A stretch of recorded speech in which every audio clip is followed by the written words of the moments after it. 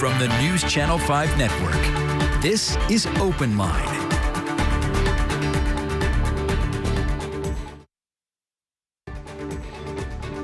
Glad you are with us. Tonight we are talking all things travel because we are really right up on the Thanksgiving holiday. So how many people are going to be traveling? Are we back to pre-pandemic levels? What should we be doing if we're going to be going out? I've flown recently, and that can be a bit of a headache. So I'm very happy to have with us here the spokesperson for AAA, Megan Cooper. Thank you. Thank you for having me. Thank you for coming on. All right, so AAA, tell us what AAA is. I mean, most people know, but tell us what AAA is. Yeah, AAA, here in Tennessee, we are part of the Auto Club Group. You know, most people likely know us for our roadside assistance, but we're so much more than that. We have 10 different locations here in Tennessee. All of those locations have a bank, we have a travel agency, and of course we have our AAA membership, which includes discounts, travel, travel help, travel rewards, things like that. So there's a lot that we do here at AAA. So you all obviously are very focused on travel.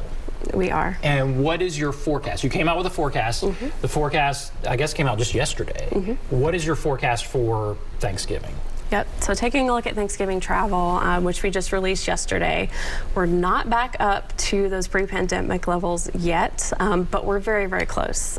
So we're expecting about 1.2 million Tennesseans to take a trip for Thanksgiving. And with these trips that we're looking at least 50 miles away from home. So that's a large number of people traveling. And by and large, the majority of people are going to be driving to their destination. And that's not abnormal. Almost every single travel holiday that we have, Tennesseans, enjoy road trips, and they take a lot of road trips. Okay, so 1.2 million. That's not quite what it was pre-pandemic, but it's close. And you said something like, what percentage of people are going to go some distance from their home over this holiday? All of them. So I guess that's true. So those travel numbers just encompass everyone that is traveling 50 miles or more from their home. Okay, so what are some tips? What are you, I guess gas prices, that's a problem. So what are some things people need to be aware of? Right, so if I could give one bit of advice to anybody traveling, whether you are flying, driving to your destination, it's plan ahead. Make sure that you have a plan in place, and make sure that you give yourself plenty of time to get where you're going. Since most Tennesseans are driving, gas prices, of course, are pretty top of mind for them. And right now we're looking at potentially the most expensive gas prices on record for Thanksgiving. Right now we are sitting around $3.29. The previous record was set in 2012, and at that point we were seeing gas prices around $3.18. So if you're planning that road trip, plan ahead. Make sure that you are filling up when you have about a quarter of a tank left. That will allow you, of course, a buffer to not run out of gas, but it helps you, So price that's official comparison. advice. Official advice, fill up with a quarter of a tank left. That's good advice, because I've certainly ignored that advice. Right. But okay, fill up with a quarter of a tank left. Highest gas prices on Thanksgiving that we've seen in Tennessee. Yep. And okay, keep going. That's very interesting. Yeah, What and else? so in general, just have a good idea of where you're traveling. If you're traveling to a very popular tourist destination, if you're flying, in general, the most expensive gas prices that we see are around those tourist destinations and airports. So if you're traveling to, say the Smokies or Gatlinburg or somewhere that is very, very popular, maybe try to fill up before you get there instead of paying those higher gas prices at that destination. And then AAA has a lot of great resources for drivers. Our AAA mobile app is completely free to use, and it's location-based. So you can pull up and see what gas stations are in your area, and you can see what the price for gas is at all of those local stations. Really? So that kind of gives you a bird's eye view without having to drive around and see what that looks like. And then for longer road trips, we have our gas cost calculator, and that allows you to put in the make, the model of your vehicle, where you're going. You can even put in side trips, and that will give you an overall estimation of what you should expect to pay for gas for your entire road trip. So that's a good budgeting and planning ahead tool. I love the thing that would identify the prices all around you. That's a great And That's it's a great very thing. helpful because we've all been in that situation where we filled up and thought we were getting a good price, and then you drive down the road and it's 5-10 cents cheaper. Right. And you kick yourself because you thought you were getting a good deal, and then you find gas cheaper somewhere else a few minutes later. It doesn't seem like, so gas prices are high. Yeah, we've certainly talked about that. It doesn't seem like, though, that is stopping people. It doesn't. Right? I mean, what impact is it having? What does your research show? All right, so typically we really haven't found that gas prices, even when they were at record high levels in the summer, are really deterring people from traveling. So what we're seeing is that people are still taking those trips. They're still willing to travel, but they're finding other ways in that trip to save money. So they're either traveling closer to home, maybe they're saving on accommodations or budgeting, less money for food, going out, but they're still taking that trip. So the overall impact, it's extra money, that has to come from somewhere, but it's not preventing people from still taking those trips. They're still going, they're just, pulling that money from somewhere else.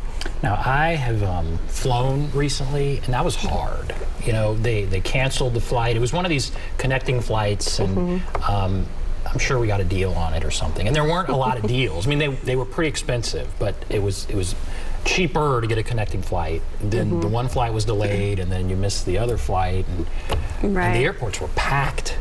So what are we expecting? I feel like we've done that story about the busiest travel day of the year is right around Thanksgiving. I guess the Sunday when everyone's coming back, airport travel day. Right. What are you telling people about airports? What can we expect? So get there early.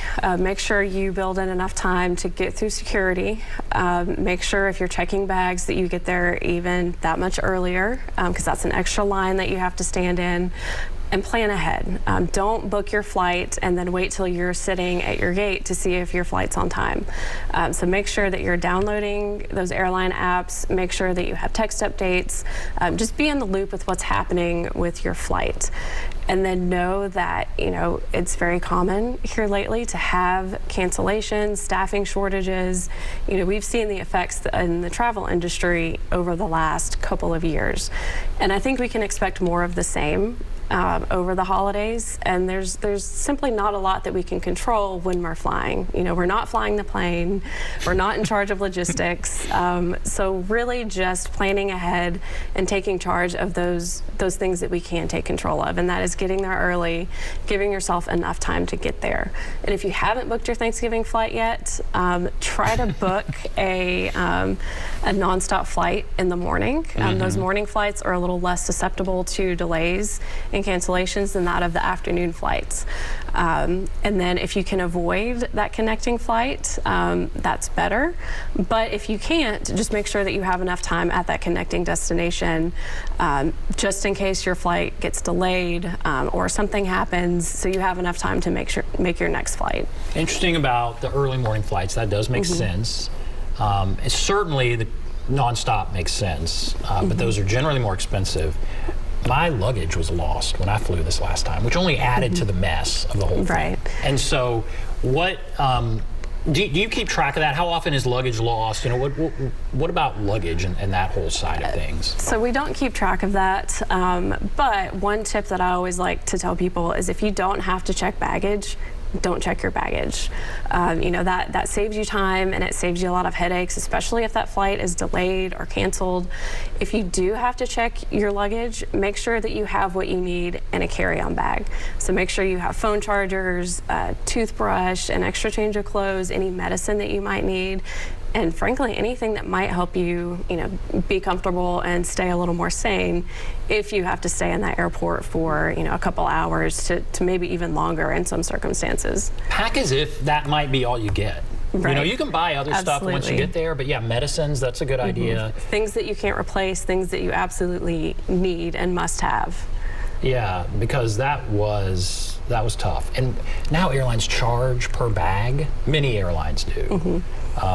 I guess maybe not everybody, but yeah, it's kind of crazy. So everyone's bringing their carry-ons on, and they're kind of all on top of it. These planes are packed. That was the other thing. There is gone are the days when you would get on a flight and you'd have a few empty seats. It seems like they are packed. Is that what you're seeing? They are, and you know, that's just one more thing that we have to contend with as a traveler. So every airline is going to be a little bit different. So when you are packing for that trip, just keep that in mind. You can find online the size for those overhead bins, the under the seat area that you can put your luggage or your carry-ons. Just make sure that you're not overpacking. Really, we overpack and we end up not using most of what we take on a lot of our trips. That is very true. So again, just plan ahead and make sure that you have what you need in case you get stuck there. All right, I'm gonna ask this, and this probably has nothing, but all right. So what about trying to make the seats bigger? Like, do you all advocate for that at all? We don't. I personally would advocate for that because it seems like they've gotten smaller and smaller over the years. And I'm a short person. I'm only 5'2", so it's the best case scenario for me, and it's still tight on a lot of airlines. So yeah, I heard there was some push to do that. I wasn't sure if you guys were part of that.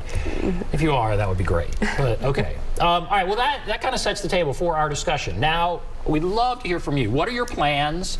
How can AAA help? Call up with any question you may have about travel over the holidays. There's the number, 615-737-PLUS, 615-737-7587. We will take a break, be back right after this.